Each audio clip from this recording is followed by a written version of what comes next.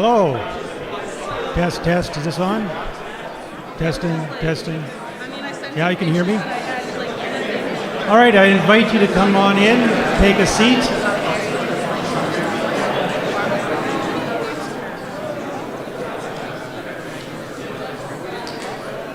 There's lots more seats here at the front. Welcome to the 2025 Friensen Lectures here at Canadian Mennonite University. Thanks for joining us here in person or online. The John and Margaret Friensen Lectures were established in 2002 by Dr. Abraham Friesen, Professor of History at the University of California, Santa Barbara. Dr. Friesen grew up here in Manitoba. He earned a BA from the University of Manitoba before going on to do MA and PhD studies at Stanford University. He chose the name John Margaret Friesen to honor his older brother and sister-in-law. John and Margaret made a lasting impression on younger brother Abe. Abe wrote, "For about 3 years, while an impoverished student attending the University of Manitoba, they took me into their home, treating me like one of their own. I shall never forget their generosity to me, their love, and their acceptance. Marge, with 5 children of her own, all of whom I regard as younger siblings, did not have to take me in, but she did in a most loving manner. Later, she did the same for her son during his first year at the U of M. Dr. Abe Friesen was the inaugural speaker in 2002 and focused on Mennonites in Russia-Ukraine during World War I. The lectures are co-sponsored by the Center for Mennonite Brethren Studies, the Mennonite Heritage Archives, and Canadian Mennonite University. The current committee is comprised of Paul Dirksen, Carl Koop, and myself, Conrad Stace. CMU is a busy campus. In addition to the Friesen Lectures, other upcoming events include Discovery Day. What is life like at CMU? Come and join us for a full or half day on January 31st. There's a social justice fair on February 5th at Marpeck Commons, Music Discovery Day on February 5th, and a pastor's conference on February 10th and 11th. And you can find these and more information on the website cmu.ca.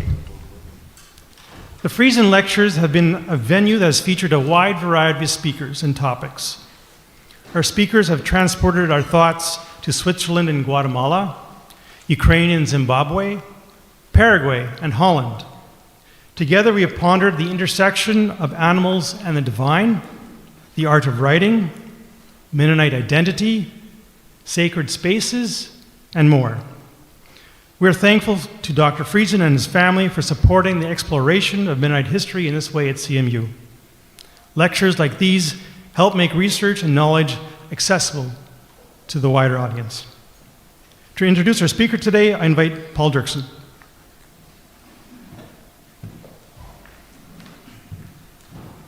Thank you, Conrad. Welcome here. It's my distinct pleasure to introduce our Friesen lecturer for 2025. I've been instructed by her to keep this very short, so I'll obey her.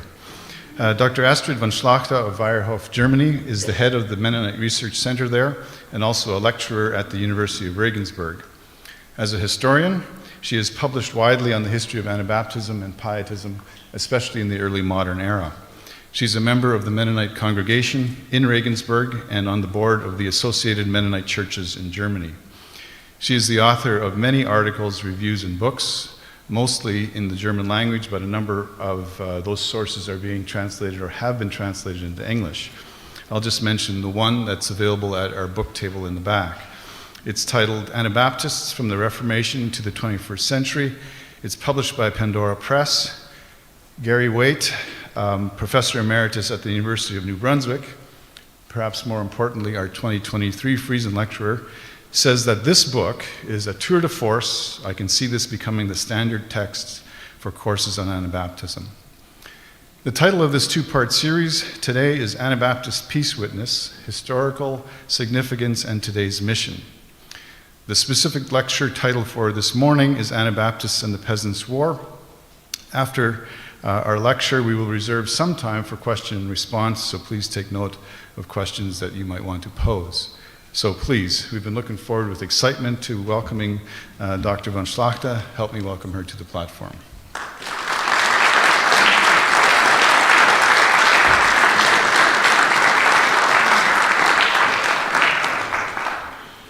Thank you for inviting me and being open to look at Mennonite Peace Witness and these two lectures, and we turn this morning to Anabaptists and Peasants War.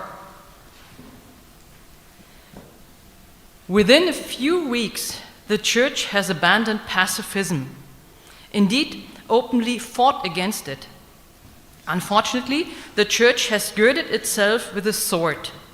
The Church has gone over to militarism. And it goes on. The media reported that this war would have a highly beneficial influence in terms of morality and religion. It is a war that is being waged in the interest of the highest goods of humanity, democracy, and freedom, indeed of true religion. A war against war. This war, they say, is the last one. It will bring lasting peace to the world. Is this a contemporary example? Maybe on the war in the Ukraine or the war in the Middle East? No. You may have guessed that or noticed this already from the choice of words and the style.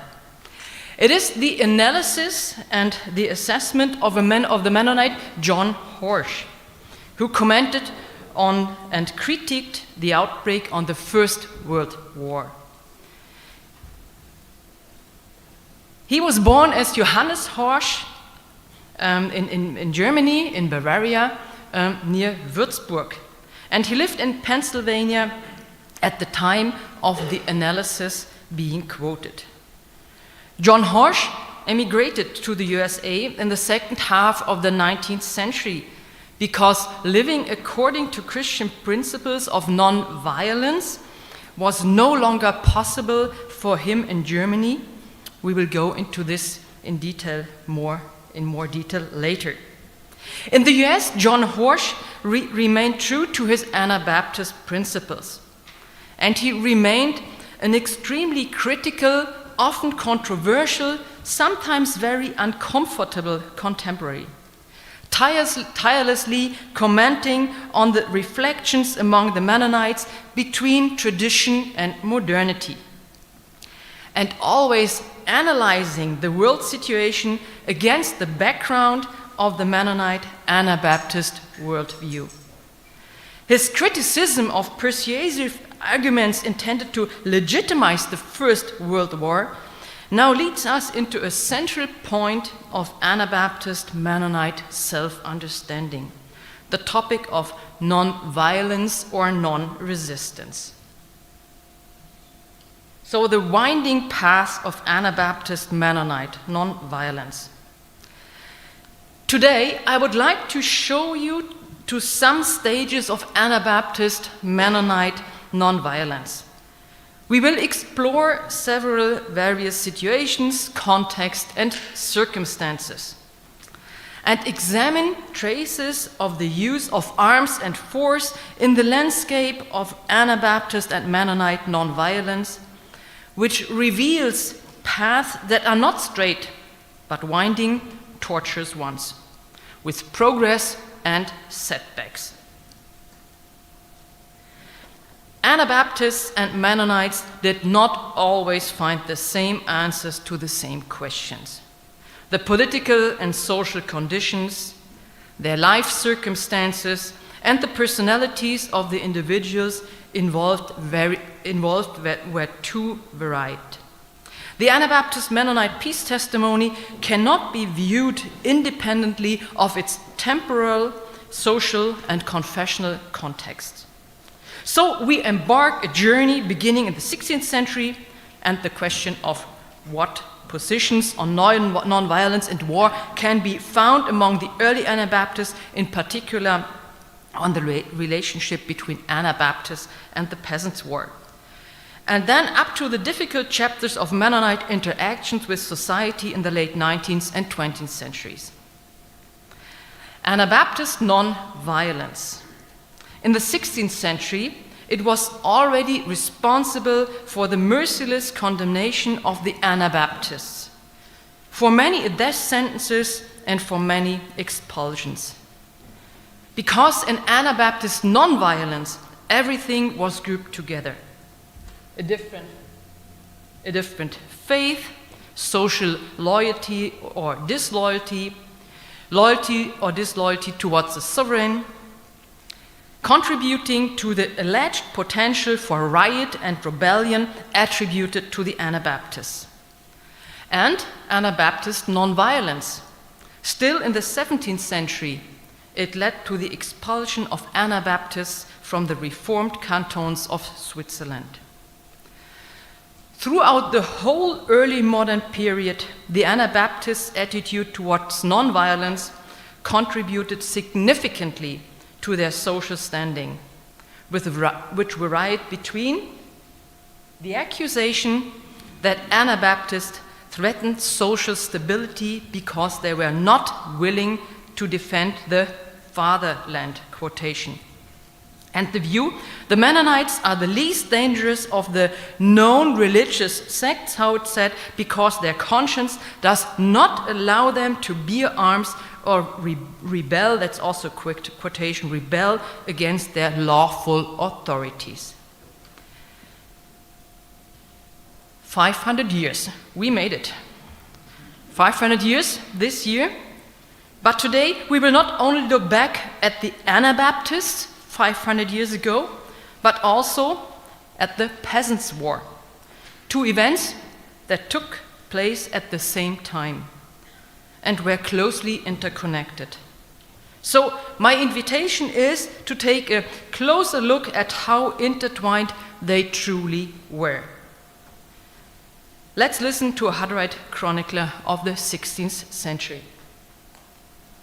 Thomas Müntzer of Altstedt in Thuringia, a highly gifted, highly eloquent man, has written many excellent articles taken from the Bible, directed against the Roman and also the Lutheran Church. He teaches about God and also about his living word and about God's heavenly voice against all literalists. It's Buchstäbler here in German. So the people were very quick to accept this teaching and to resist the Roman clergy. Then the peasants in the country suddenly arose, and Müntzer was not successful in keeping them in the Christian peace. Thus writes a 16th century Hutterite chronicler about Thomas Müntzer. Perhaps you may be surprised to hear a positive judgment of Müntzer from an Anabaptist mouth. And yet, in Anabaptist memory, Müntzer was seen as a learned and gifted man who brought new ideas and challenged the old. In this way, he inspired people. Yes, that was the conviction of the Hutterite chronicler, and he was not alone in this. The Hutterite chronicler even added another very interesting assessment. He said, unfortunately, Müntzer also won over the peasants, but unfortunately he was not able to keep them in the Christian peace. So there were the peasants and there was Müntzer. Thomas Müntzer, the Peasants War, the Anabaptists. It seems to be an almost self-evident connection between those who wanted something new in their time, who wanted a new beginning, who understood the Bible anew as the living Word of God, against all literalists, Buchstäbler, and against all old denominations, as the quote says. But it was also a dangerous connection, not an easy relationship, because the Peasants' War was, alongside Münster, so the events in Münster in 1534-35, both were the main argument in political communication which legitimized the persecution, expulsion, and execution of the Anabaptists. And so the connection between the Peasants' War and the Anabaptists also caused earlier Mennonite historians some confessional stomachache. So, historiography and the confessional stomach ache.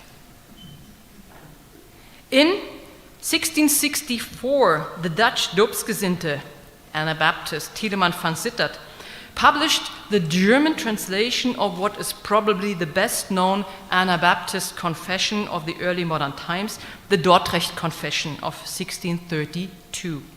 And this is the German cover of this book he published. In the preface, van Sittard discusses Thomas Müntzer and the Peasants' War in great detail. And Müntzer is not as favorably portrayed as in the Hadroet Chronicle. Van Sittard sharply distanced himself from any equation of the Anabaptist with Müntzer and the Peasants' War, calling them these, quotation, utterly disgraceful spots of sedition and fanaticism of Thomas Müntzer, and all like-minded agitators and spiritual instigators having nothing to do with Anabaptism.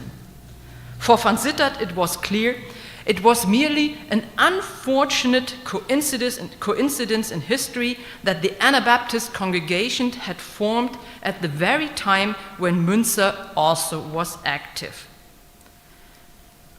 But there has to be a clear separation, says van Sittard. Müntzer was an, quotation, insurrectionist and instigator of war against the authorities.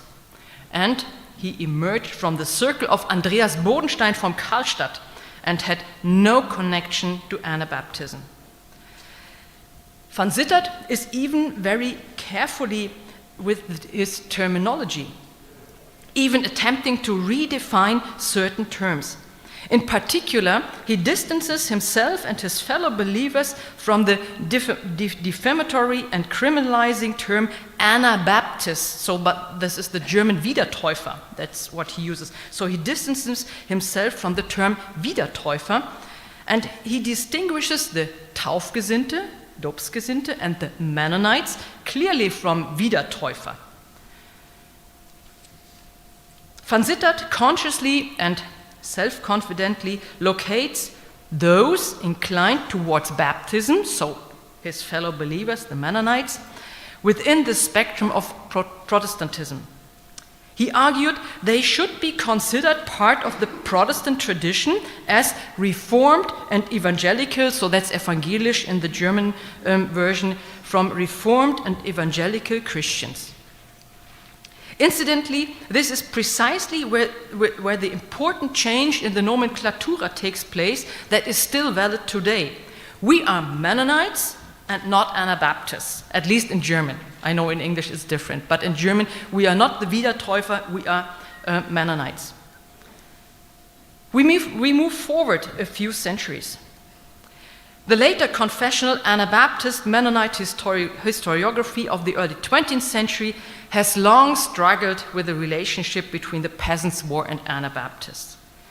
In 1925, so exactly 100 years ago, also 100 years ago, we had a big festivity with 400 years of Anabaptists.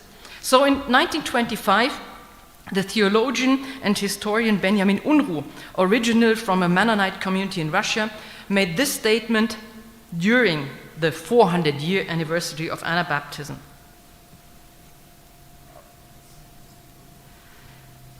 An independent historical judgment would have to admit that the Protestant Anabaptism had no direct relationship to or connection with the social revolution that is the Peasants' War. Because the Anabaptists had not made their, quotation, religious demands arbitrarily, capriciously, but were bound in their conscience by the ideal of a Christian community that serves its Lord out of spontaneous will and in devoted, self-sacrificing, non-resistant love for people. Unruh draws the red line not only at the spiritual depth of Anabaptist faith, but also at the willingness to use violence and the scope of criticism of social conditions. Righteous, believing Christians, he writes, are quotation, like the sheep in the midst of wolves, sheep being led to the slaughter. Thomas Müntzer had nothing to do with such a mindset when he began his, quotation, civil war. According to Unruh, Anabaptists were, quotation, ethical activists, not, quotation, social revolutionaries. Their criticism of existing social conditions was not unrestrained, quotation. A last example. In his Anabaptist vision, published in 1944, the American Mennonite historian Harold S. Bender echoed similar sentiments as Unruh. As is well known, his aim was to portray a pure Swiss archetype of Anabaptists to the congregations of the 1940s. The pure Swiss archetype of Anabaptists he defined by the following criteria: following Jesus Christ, the church as the brotherhood of all believers, and a new ethic of love and non-resistance. Here, the Peasants' War and Anabaptism were fundamentally incompatible even in their intentions. According to Bender, genuine Anabaptism had been obscured by Thomas Müntzer and the Peasants' War, the Münsterites, and other aberrations of Protestantism in the 16th century. From these examples, we can conclude the following about confessional historiography. Anabaptists and the Peasants' War, this relationship directly challenges the core of Mennonite beliefs, namely the topics of nonviolence and also separation. Every contemporary of the 1520s who rose up in any way with violent actions against the authorities and fought for justice and political and spiritual regard, and later became an Anabaptist, disrupted the narrative of nonviolent and separated Anabaptists who envisioned a confessionally pure Anabaptism from the start. We now turn our gaze from historiography to the 16th century. What was the relationship between the Anabaptists and the Peasants' War like there? Politics, transfer of ideas, and reform. I would like to start with some basic thoughts. In 1975, again a very important year for Anabaptism, or for Anabaptist commemoration, in this year, German Mennonite historian Heinold Fast wrote an essay titled Reformation Through Provocation, an attitude that united the early Reformation, provocation, and it united the early Reformation, the peasants, and the Anabaptists across regions. Wherever there was a peasant uprising, later Anabaptists were somehow involved. And they were by no means the quiet ones in the land, but stand out by actions as disturbing sermons and processions. Interestingly, Heinold Fast classified these actions as a sign of the maturity of the believers and the congregation. And Anabaptists stand out through verbal attacks on authorities, through the call to refuse the tithe.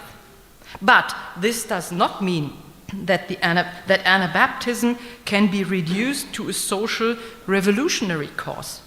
This is just as illegitimate as the deliberately raised divided lines between peasants and Anabaptists as just described.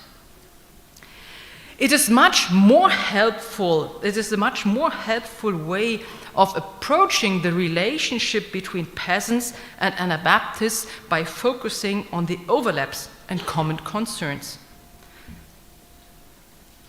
The peasants saw themselves on the ground of the pure gospel, and the Anabaptists, for their part, were concerned about the structure of society and grievances.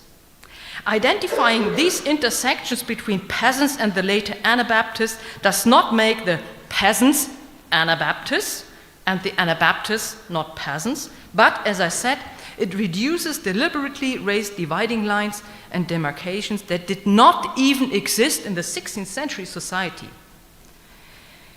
If one considers the individual demands of the peasants and abstracts them to the overarching ideas, it crystallizes the condemnation of self-interest, Eigennutz, the desire to focus on the common good, the call for justice as a social and spiritual norm, and the call for the equality of all believers. The peasants called for equality and community, rejecting the dominance of one institution or individual actors. All should decide on the appointment and dismissal of preachers and the use of finances. And the tithe should go to those who preach in the church and should not be misused. The Christian framing quotation of the peasants' demands underlines their biblical context, as historian Gerd Schwerhoff recently put it in his book. And now we can continue the thread. All these demands and concerns of the peasants could also be adopted by the Anabaptists. A transfer of ideas took place. Let us now take a brief look at the three main regions of the Holy Roman Empire of the German nation in which the Peasants' War left its mark, and see how future Anabaptists were connected. First, the southwestern part of Germany and Switzerland, with a question of political constellations and attempts at emancipation. In the southwestern part of Germany, you see where it is, it's in the circle. In this part of Germany, all the provocations mentioned earlier were carried out by both the peasants and the Anabaptists. James Dyer and Arnold Snyder have worked on this a lot. So I would now like to focus on Balthasar Hubmaier a little bit, because he, in his person, united Peasants' War politics and Reformation or Anabaptist awakening. And you see Hubmaier there in the middle. It's always an interesting portrait, because in the corners you see the both penalties of death that the Anabaptists had to face. And the person of Balthasar Hubmaier adds an interesting political level to the discussion. In 1524, Hubmaier was in Waldshut, you see on the left picture, having introduced the Reformation there a year earlier. In doing so, he had also positioned himself politically, as Waldshut belonged to the Catholic Habsburgs. This political constellation was also the reason why both the town of Waldshut and the Reformation preacher Hubmaier supported earlier actions by peasants in the region.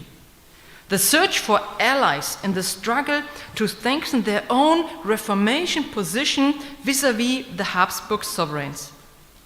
The town of Waldshut thus attempted to emancipate itself from Habsburg power. Hubmaier supported this effort. In response, the Habsburgs demanded that the Waldshut authorities hand Hubmaier over. As a preacher, Hubmaier supported the resistance against the sovereign and thus also against the emperor, because the Habsburgs, they were the emperors, on the grounds that the emperor was acting against the word of God by fighting the Reformation. At the same time, however, in 1524, Hubmaier became increasingly open to Anabaptist convictions. He declared baptism of faith and the Lord's Supper, which he wanted to celebrate as a communal meal, to be ideals of the congregation of the apostles. And in Easter 1525, as you might know, Hubmaier was finally baptized by Wilhelm Reublin. So, let's turn to a second region, Tyrol. And you see where Tyrol is on the European map. Common groups that criticize society. In the mid-1520s, Circles of peasant warriors and future Anabaptists emerged in Tyrol. Werner Packel has described them extensively in his study on the Hutterites in Tyrol. These groups were highly critical of both the authorities and the old church, against the Mass, against the sacraments, with heated criticism of Catholic preachers and fasting practices, called for refusing the oath of allegiance and criticism of the wars of the sovereigns, promoting priesthood of all believers, an inwardly strong faith and an authentic life of faith. Numerous names of later Anabaptists can be found in these, how we call them, sacrament circles in Tyrol. When Georg Blaurock, one of the first Anabaptists in Switzerland, came to Tyrol in 1527, he made contact with members of these circles. And we also know that relatives of the leading figure of the Tyrolean Peasants War, Michael Geismaier, were adherents of the Anabaptist faith. Some of them, among them a son of Geismaier, even migrated to Moravia and presumably joined the Hutterites there. Obviously, there were many similarities between Reformation, Peasants' War, and Anabaptism that went beyond mere provocative actions, something we will now also see in Central Germany. The Peasants' War around Thomas Müntzer, ideator and a place of remembrance. With this, we turn our attention to Central Germany. Here, the major event in the Peasants' War is, of course, the Battle of Frankenhausen in May 1525. And you see here a picture of this fantastic and, astonishing picture in Frankenhausen. So it's a round painting, and it's really something to be in there and see it with the light and everything, the colors. It's the screen here can't give an impression how it is in reality. And it is known that future Anabaptists, as Hans Huth, Hans Römer, and Melchior Rink, were involved. We see them here at the table of the learned, as it is called, a detail of that, as I mentioned, monumental painting in Bad Frankenhausen by Werner Tübke. Let's take a closer look behind the scenes of the concrete actions and violent confrontations and turn to the ideas. We first encounter, also on that painting, the theologian behind the Peasants' War, Thomas Müntzer. We know that later Anabaptists in Zurich, and not only there, read Müntzer's writings. And we're pleased to note that this Thomas Müntzer addressed some of the criticism that the later Anabaptists also had. And the ideas were not so far apart. The letter of the Swiss proto-Anabaptists around Konrad Grebel, wrote to Thomas Müntzer in September 1524, has attracted a great deal of attention and research.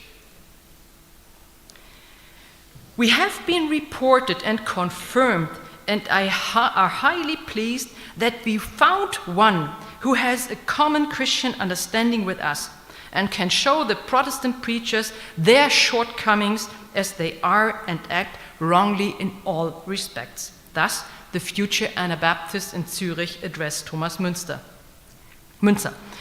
Count us as your brethren, they go on. Count us as your brethren and take this our letter as our confident expression of great joy and hope toward you through God.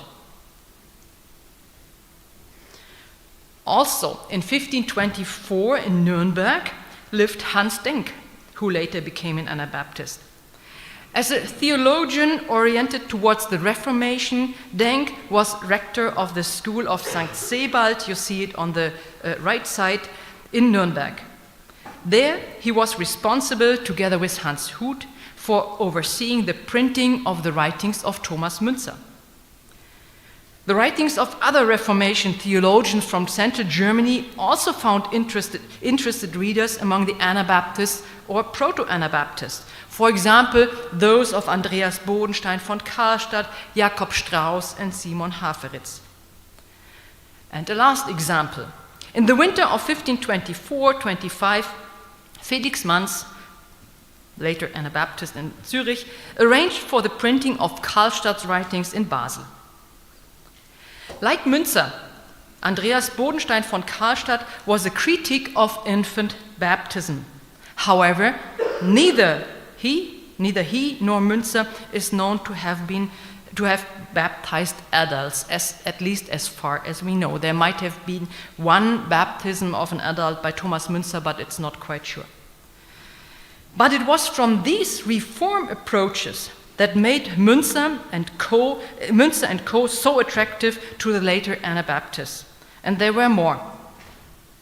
There was the emphasis on the inner faith, the emphasis on lay piety, the maturity of the Christian, so we say Mündigkeit of the Christian, but ultimately also the demand for rapid reforms. That's what the Anabaptists want. Don't wait, go on and reform. The most well-known and significant lineage from Thomas Müntzer and his ideas into Anabaptism can certainly be found in the person of Hans Hut. Hut was one of the most influential early Anabaptists and spent the years 1524 and 25 in the circle of Thomas Müntzer in Mühlhausen and later in Frankenhausen. Hut's name can be found in the 1524 Eternal Covenant of God list from Mühlhausen. Incidentally, also the name of the later Anabaptist Hans Römer. Hans Hut was born around 1419 in Haina, in the county of Henneberg in southern Thuringia. Further south in the region around Nuremberg, that's what you can see on the map, also called Franconia, was his sphere of activity. He was also active as an Anabaptist preacher in the Augsburg region and also reached to Upper Austria, the area around Linz, and to Moravia. Hans Hut represented a mystical, spiritualistic Anabaptism, directly influenced by Thomas Müntzer in many specific topics. Thanks to the late historian Gottfried Sebas, Thomas Müntzer's legacy is more than evident in the teachings of Hans Hut. Sebas titled his book Müntzers Erbe, so Müntzer's legacy, and as I heard, it will soon come out in English. Let's take a closer look at a few spiritual topics both shared. First of all, the inner word. Hut, like Müntzer, was convinced that Scripture could not create faith. Scripture only serves as a testimony to faith. It is the Spirit that teaches men. For Hut, baptism was a consequent step in following Jesus. However, he did not consider external water baptism absolutely necessary. Baptism was merely a sign. And for Hut, baptism symbolized the sealing of believers for the end times, a means of saving believers from the last judgment. Thus, he merely dipped his fingers in water and traced a cross on the forehead of the baptized person. And Hut believed in the remnant of 144,000 elect. Second, the theology of suffering and the cross that connected Müntzer and Hut. Hans Hut advocated a decided theology of suffering and the cross. He formulated it very emphatically in the Gospel of all creatures, which Hut also took over from Thomas Müntzer. For Hut, this Gospel of all creatures meant all of God's creatures would have to submit to the higher one, which is not possible without suffering. Ultimately, this meant that men must submit to God. And for Hans Hut, that meant men must be prepared to trust God and bear suffering. In the final consequences, this meant men must be prepared to die for the faith. And a third thing, the political theology, if you want to call it thus, because it was not concise, but you can say it's a political theology. Both Huth and Müntzer assumed an absolutely pure Christianity. The idea was accompanied by strong criticism of the state of Christianity at the time. In Huth's opinion, the erdichtete Glauben, that you can translate maybe with fictive faith, and infant baptism had corrupted Christianity throughout history. He criticized adherents of the Old Catholic faith along with Reformation scholars and theologians. What does Huth mean by fictive faith, erdichteter Glaube? It is the faith that relies solely on the atoning sacrifice of Jesus Christ on the cross and on the grace of divine forgiveness. A faith that does not recognize the importance of following Jesus Christ, so no Nachfolge. A faith that does not bear fruit in people's life. A faith without suffering and following the cross, which for Hans Huth, as we have seen, is always part of the faith. And the verdict on infant baptism is not surprisingly scathing. By baptizing children, everyone becomes a Christian, whether he or she believes or not. Huth is convinced this corruption must be combated. And here Huth, again building on Thomas Müntzer's ideas, takes the authorities to task. Neither Huth nor Müntzer embraces the doctrine of the two kingdoms. Both represent a theocratic notion of sovereignty, which obliges the authorities to ensure the right worship of God and to eradicate sin and sinners. According to Romans 13, the authorities shall protect the good, punish the wicked. If the authorities do not fulfill this task, they can be classified as tyrannical.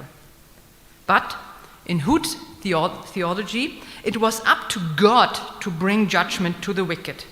Believers were prohibited from resisting or taking up the sword. Here too, the Christian's willingness to suffer was essential. Suffering equaled obedience. Nevertheless, Hans Huth left a little bit door open to the legitimate use of violence, namely the idea that the parousia, the return of Jesus Christ, was imminent, and thus also the final battle of the Christians, and that opened the door to taking up arms. And Huth even formulated a specific date for the second coming of Jesus Christ, early summer of 1528. If one follows the line of tradition, Huth's convictions can be found in many testimonies by his followers in southern Germany and Austria, and also in Moravia, where the Hutterites not only praised Thomas Müntzer, but also Hans Huth. To them, he was a faithful servant of Jesus Christ. Incidentally, the Hutterite Geschichtbuch also reports that a son of Hans Huth, Philip, was living in the Hutterite community. Let's finally have a brief look that turns from Hans Huth to the common Anabaptist. In central Germany in particular, a number of testimonies made by Anabaptists during interrogations stand out that reveal direct links to Thomas Müntzer or keep his memory specifically alive. Thus, a special Anabaptist place of remembrance Thomas Müntzer is created. The characteristics of this place of remembrance are as follows. The conviction that Müntzer had been wrongfully killed, and he was killed or put to death after the peasants lost the war in Frankenhausen, the battle in Frankenhausen in 1525. So Müntzer had been wrongfully killed. We find this conviction in the sources several times. And it was also mentioned as a reason for the intended Anabaptist coup or revolt in Erfurt in 1527. In 1527, in Erfurt, there were some Anabaptists, and in anticipation of the supposedly imminent return of Jesus Christ, they were planning to chase all non-Anabaptist preachers out of the city and take over the control of the city of Erfurt. And the already mentioned Hans Römer, you saw him on the painting in Bad Frankenhausen, he was part of the insurgents.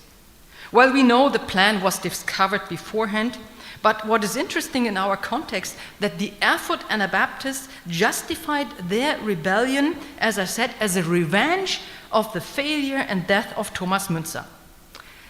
The importance of Thomas Müntzer in the Central German Anabaptist movement is also obvious when we read testimonies that declare Müntzer as a wahrhaftiger Lehrer, so the true teacher. As late as 1537, Jakob Storger stated in Mühlhausen that Müntzer was, quotation, one of the prophets listed in the Revelation of John.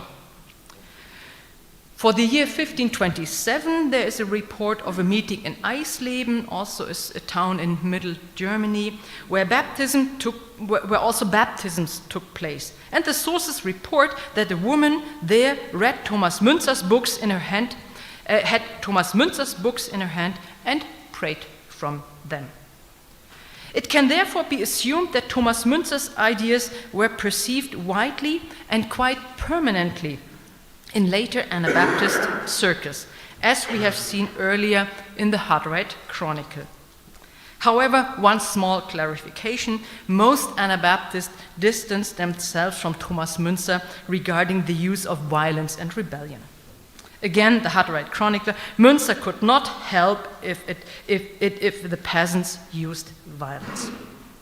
Now, the relationship between the Anabaptists and the Peasants' War raised fundamental questions on the Anabaptist attitude toward violence and war. And with that, we start a little bit the transfer into our lecture this evening. And go at the end of this lecture to Nikolsburg. Nikolsburg, a small town in southern Moravia. And in Nikolsburg, various Anabaptist groups came together. On the one hand, the Anabaptist Balthasar Hubmeier lived here. We have already identified him as a supporter of the peasants in Waldshut. After the Habsburgs recatholized Waldshut, forcing Hubmeier to leave the town, he turned to Nikolsburg. Here he achieved something quite extraordinary. He carried out an Anabaptist reformation, an association with the lords of the town, the nobles of Liechtenstein. In Nikolsburg, Anabaptists found more space to put their ideas into practice than anywhere else. However, the peace of the Anabaptist Reformation was abruptly disturbed when a group of Anabaptists arrived in Nikolsburg with views differing from Hubmeier's. Their leader was Jakob Wiedemann. He and his people came to Nikolsburg with the idea of complete non-violence. Conflicts were not long in coming. Because Hubmeier had only been able to carry out his Anabaptist Reformation by adopting a more pragmatic stance on non-violence. For one, he did not cling to the strict separation between being an Anabaptist Christian and the world, as laid down, for example, in the Articles of Schleitheim in 1527. Hubmeier rejected the necessity for a strict separation from the world. He even went so far as to criticize this rigid approach. He writes, "Some brothers say that a Christian should not bear arms, on the grounds that, quotation, the Christian kingdom is not of this world." Hubmeier disagreed and justified his stance by drawing on the Lord's Supper. If such people would open their eyes properly, they would speak differently.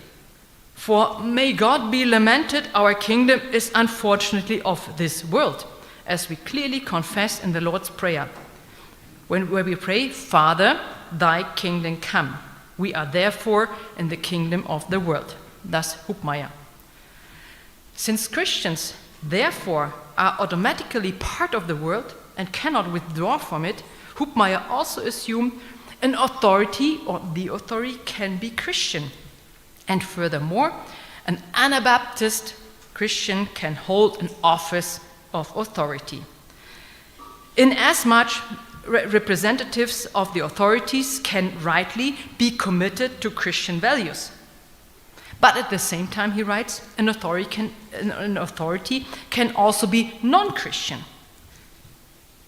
And it is better, says Hubmaier, to have a Christian authority than a non-Christian one.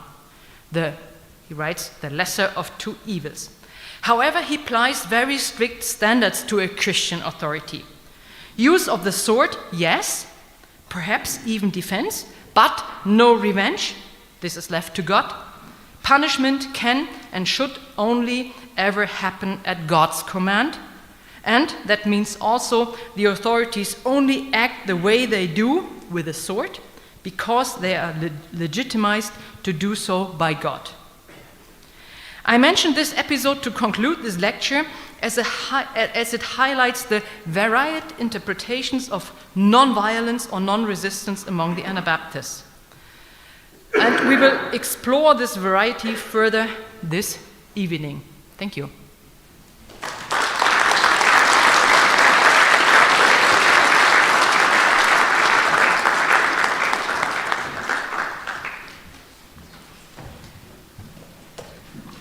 Thank you very much. We have a few minutes for some questions. There's some mics here, so please come up to the mic and ask your question.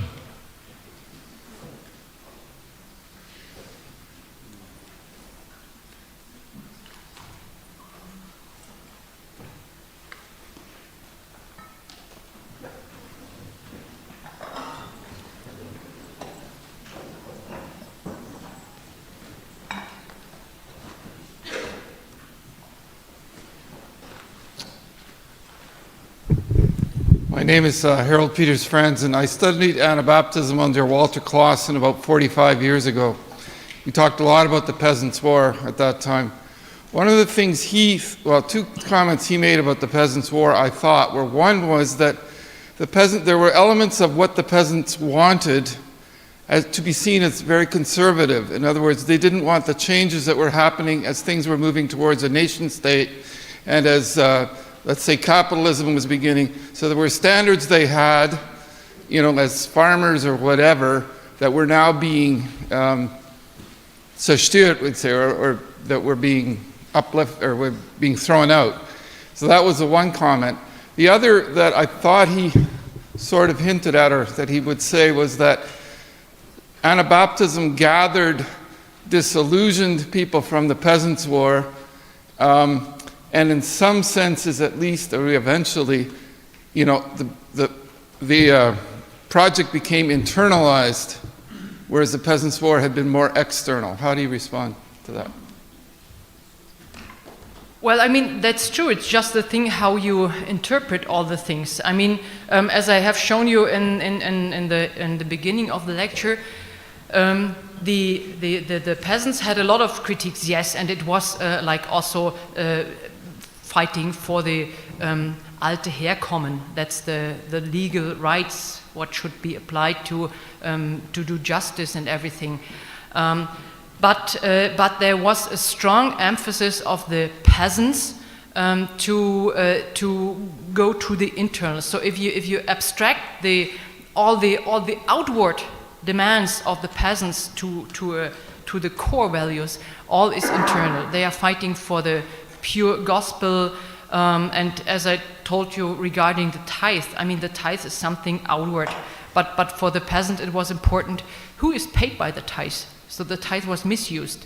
Give the tithe back to those who really deserve the tithe, and this is the preachers and the pastors. Today, historiography sees both more together. So we are focusing today more also on the spiritual values of the peasants. And yes, the Anabaptists, they collected disappointed peasants, or maybe opened a space for the disappointed peasants to go on with their demands. We can see this also from the map. We can see this very nicely in Middle Germany. So in Thuringia and Sachsen-Anhalt today, you can show on the map where the Peasants' War was strong. And interestingly, the border where there were no Peasants' War, more in the eastern part, the border exactly matches with the Anabaptist congregations afterwards. Yeah, so there is a connection. There were common demands and common actions, but we don't separate both that much today as it was done in former times.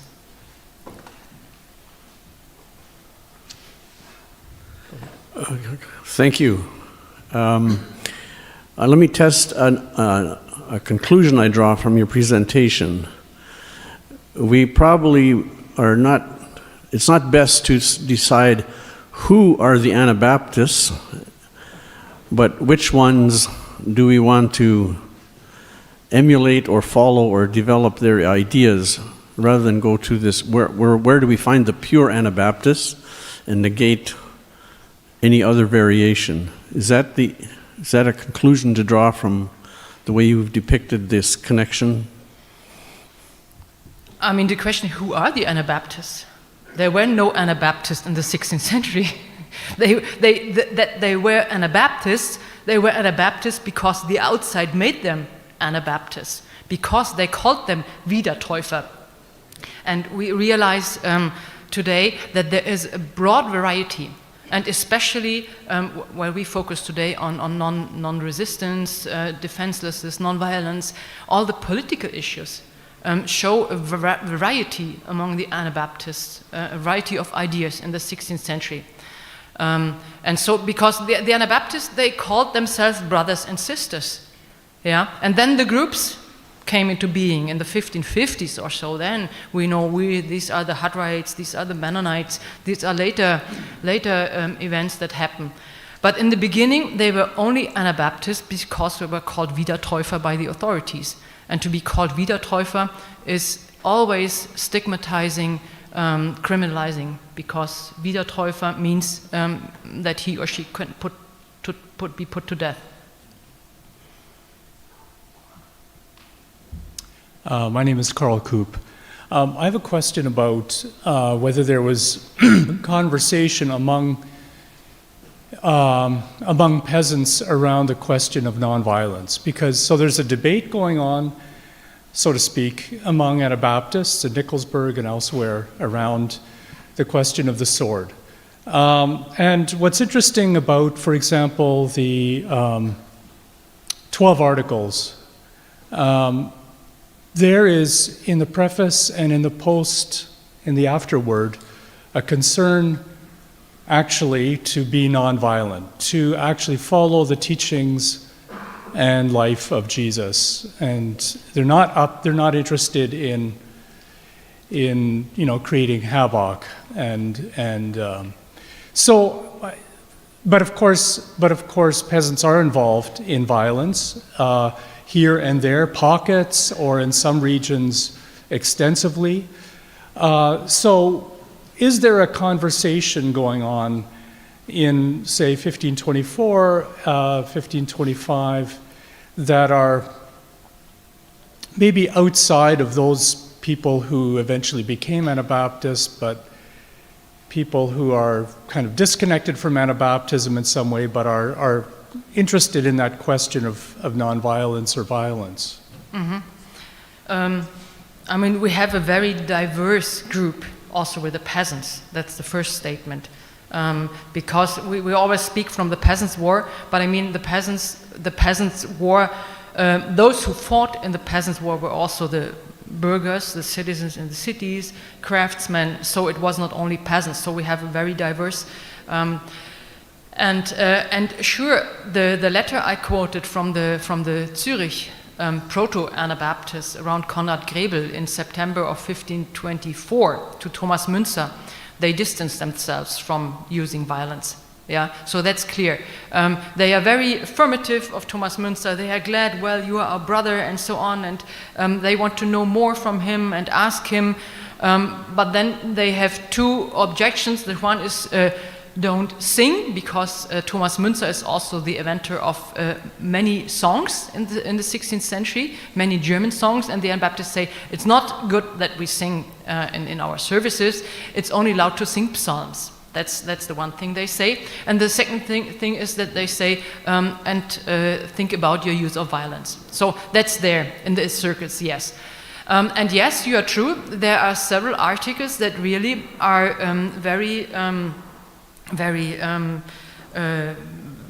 that say don't use violence. Yeah. But I mean, as it is with the 12 articles and other articles, this is like, that's a political document, and then the peasants or the violent actions they start, and as I know and we don't have that many testimonies or so from the common peasant at that time. So we have the more the learned discussion then, and there and the peasants they put into action that what they want, and then what we see from some Anabaptists or from then 1525 it's over, and the discussions in Nikolsburg are later. They are all after the Peasants' War has ended, about the sword and so on. That's Hans Hut involved. And then we know of a few peasants who become Anabaptists and who then testify, we became non-resistant people. So there's one who goes from Middle Germany to Zurich, and he comes back and says, I met Anabaptists in Zurich after 25, obviously, and I lost all my rebellious attitude and I became a non-violent person. Yeah. Hi, my name is Jeremy Wiebe. I have to say, I teach Anabaptist and Mennonite history at the University of Winnipeg, and my students are always very intrigued by the connections between the Peasants' War and Anabaptism. So I think that next year when I teach this course, I'm going to provide them a link to the recording of this lecture, and they'll very much enjoy it. My question is about Anabaptists reading Thomas Müntzer, 10, 15 years after his death at Frankenhausen. I was interested in that, and you said that you looked at his readings, but they didn't emphasize his support for peasant violence. And I'm wondering how they ignored that in reading Müntzer, and if you would say that is the first example of historiographical revision of the connection between Müntzer and the sword. Frankly, I can't tell you what they think about the writings. I just know that they read it, and I can just guess. Maybe there are. Thomas Müntzer was a theologian with a lot of interesting ideas, and so to support the peasants in put everything into a violent action is only one small part of his theology. So you can read Thomas Müntzer without this question. You have the inner faith. You have also you have mystical elements, a lot of mystical elements in Thomas Müntzer's writings that were also common in Anabaptist thoughts. Yeah. So my assumption would be, because I have no text to answer your question. Yeah. Why that? My assumption is that they just read all the 95% of Müntzer's theology that was not connected to fighting as a peasant against the authorities. Yeah, and Müntzer often in German culture of remembrance, Müntzer often was der Bauernkämpfer and so on. But he was not the Bauernkämpfer. He was the theologian behind the Peasants' War, stepping in that Peasant War after he developed his theology. Yeah, so I think we also have to try to disconnect Müntzer somehow a little bit also from Peasants' War, because his theology was not Peasants' War.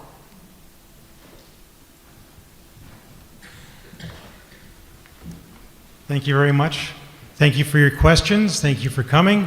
Please join us at 7 o'clock back here. for lecture number 2, Mennonites and Military Service. Thank you.